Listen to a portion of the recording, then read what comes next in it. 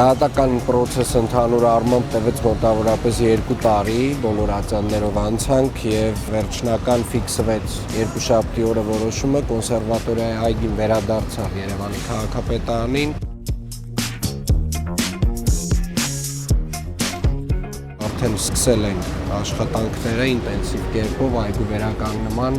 մոտ 12 ծառեր են հատվել, չորացած եւ գարնանը արդեն նախապատրաստվում ենք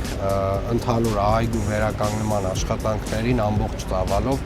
եւ դեռ քննարկում ենք արդյոք մենք դա կանենք հենց Երևանի քաղաքապետարանը թե